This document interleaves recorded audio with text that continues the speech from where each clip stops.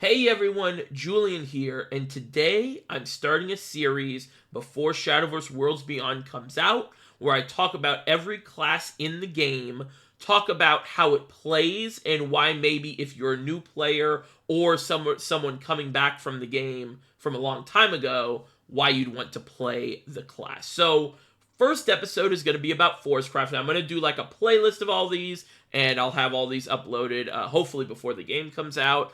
But we're going to start with Forest first.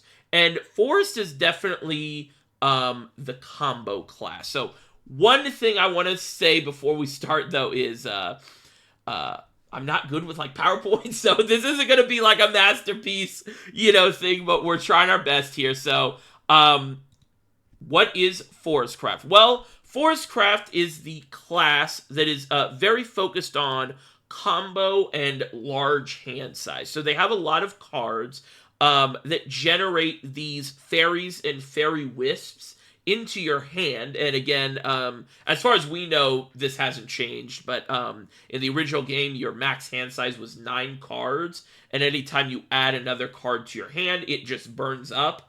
So that means if you add it from, your deck, as in you draw it, or like say you have 8 cards and you have a card that like puts 2 things in your hand, one of them's gonna, burn. But anyway, so a lot of Forest was generating these fairies and fairy wisps, and then using them later or in conjunction with other cards that like buffed specific fairies and fairy wisps to do a lot of crazy cool things. So let me show you an example. So Arya Guiding Fairy was a card that came out, I believe this was Dawnbreak Night Edge? I think. This is a while ago. But she was a 4 mana 3/3, and then she puts a Fairy Wisp in your hand, which of course is the 0 mana fairy I just showed you.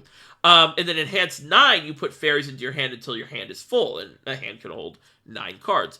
So this was a card where it's like, hey, I play this down. It's not going to be super impactful on the field immediately, right? But it's going to let me set up for some of these later turns and combos I need to do. So let's show you some of the combo cards. So these are just 2 examples. The one on the left, Insect Lord, 2 mana 1/1, Fanfare, deal X damage to a random enemy follower. X equals the number of cards played this turn, including this card. So in your head, right, you can go play this guy on 2 mana, right?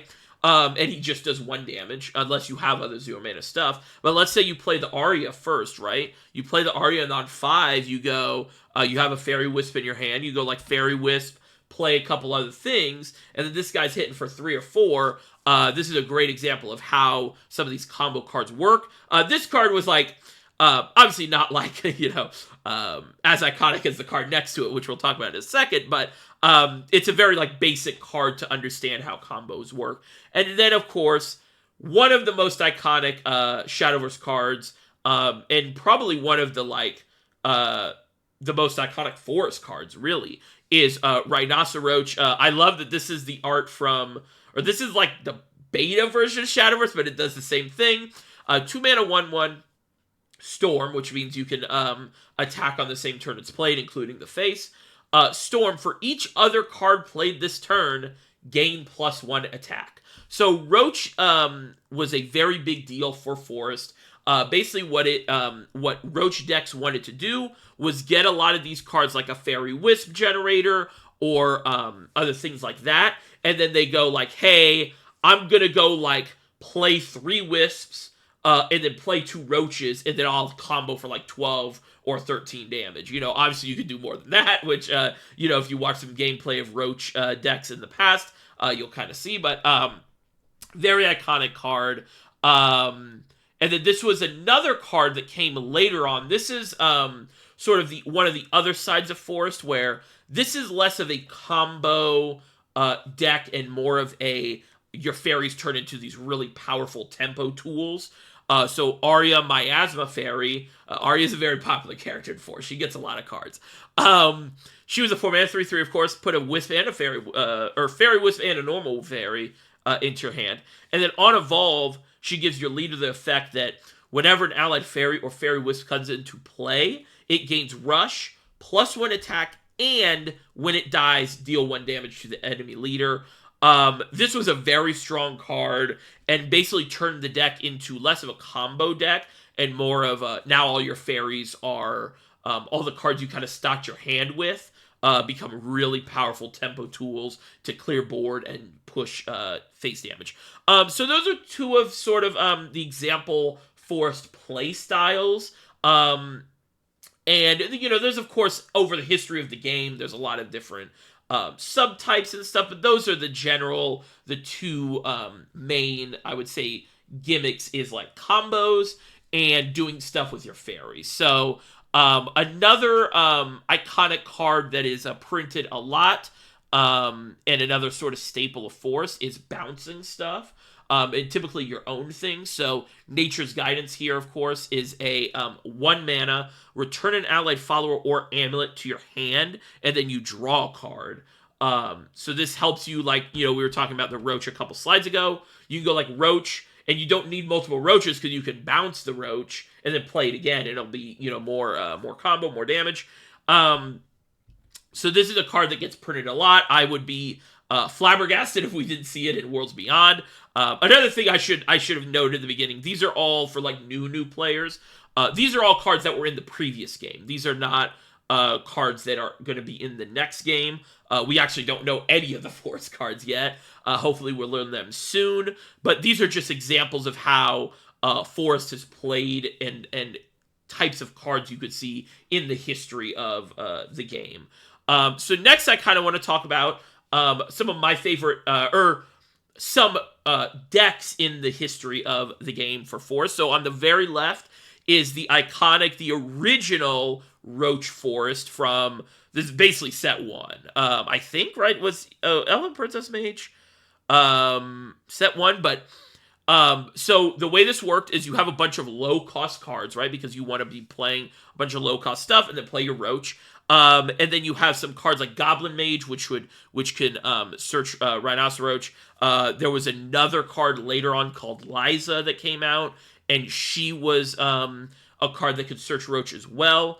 And you have a bunch of other bounce cards, and then you have other cards that generate wisps, like Elven Princess Mage, and stuff like that. And then basically your game plan was stalling and kind of controlling until you get to this like turn 7 or 8, and you're just able to go like Roach, or like a bunch of stuff, Roach, and then kill your opponent. Very sort of classic deck. The deck in the middle, I would personally say iconic for a different reason. This is Amitaz Forest. He was built around Amitaz Fairy Blader. He was a 3-drop, and he buffed the fairies in your hand depending on the amount of fairies you had in your hand. So the way the deck would work is you would play a bunch of fairy generators, hold them in your hand, and then play Amitaz and it'd get buffed. Famously, this is a deck taken from the World Championships of 2019. Not one of the greatest World Championships. That meta was really bad. And this was one of the reasons why. This deck is, I think if you're a Forest enjoyer, you'd really like this deck. But it's for the true fans. Then the deck on the right is my personal favorite Forest deck of all time, Control Forest in Ultimate Coliseum. This was a funny story because it was basically Forest was kind of up and down for a little bit. And then Ultimate Coliseum came out and they got some of these Princess Connect cards. You can see Reno and Kokoro. They are very strong control tools. Kokoro was a draw 2 and what is it? It like buffed the board and healed you or something like that. And then Reno was a board wipe. It dealt 2 or 4 damage AoE. And of course these are on like cheap cards. You did have to fulfill a condition, which was evolving stuff. But you have other cards like Arya's Whirlwind, which is basically a combo card that deals damage to the board equals the amount of cards you've played that turn. And you had all these combo pieces, or sorry, not combo pieces, control pieces, Carbuncle as well. And then it was just sort of like, okay, what do we do with that? So this original build, and this was my favorite Forest deck of all time, was you play Cocytus, and this was just the most control-y deck like of all time. Like it was going to deck out, but I really liked that. But Some people had the bright idea to put the second roach in. The second roach was a card that it gained storm after you've played 5 of the same named card. So the entire idea was you get roach and you keep bouncing it over and over and over.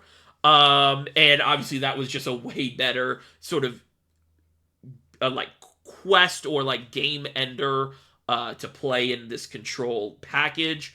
But I have to shout out the Prince of Cocytus and Zeus end game that I really loved. So overall, I would say you should play Forestcraft if you like combo play styles.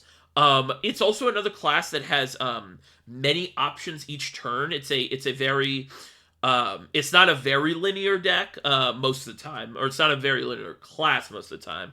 But with that, of course, it can be more difficult than usual, and it's also sometimes very reliant on certain cards and certain pieces. Like a lot of the example decks I just showed you are very reliant, and how I've been talking about the deck is or the class is like you hold a bunch of stuff until you get this one card, right? So like, of course, on the original one it's Roach. On the Amataz, it's you got to get Amataz. But I think overall it's a very like fulfilling class. Like if you really like that sort of combo play style, I think you're gonna like this. And yeah, Forest is gonna be. Well, I guess I don't know if it's gonna be good, but I would assume it's gonna be pretty good because Forest was pretty good in Evolve, and Evolve is in the early stages of Evolve. And that's sort of my comparison right now to where I think Shadowverse Worlds Beyond is going to be in the early days, just because it's the last like new thing Cygames has done balance-wise and Shadowverse-wise. So yeah, thank you guys for watching. I hope you guys enjoy these type of videos. I hope it was like a little informative and helped you, I guess like decide if you want to try Forest or not. I would definitely recommend like Googling and looking up, some videos of like these playstyles. Like if you are interested in like the Amataz Forest deck, check out the 2019 World Championships. I don't think you can skip around without it appearing. But yeah, so stuff like that I think is going to be pretty good. So yeah, next will be Sword. Sword, of course, is my favorite class. So I think I'll have just a little bit more to talk about with that class, and there's some things I can talk of from experience. But yeah, pretty exciting. Also, they just announced a stream for June 12th, I believe, where we'll be getting more information. My hope is that we get the Shadowverse portal, not the class, but the website where you can deck build and stuff, and we get all the cards that are going to be in the game. If we do get that, look out for my channel. I'm going to be doing a full card set review whenever that drops. If that's the 12th or day of, whatever, we're going to be doing that. So yeah, very exciting times. We're less than 2 weeks away, and yeah, hope you guys enjoy, and I'll see you guys later.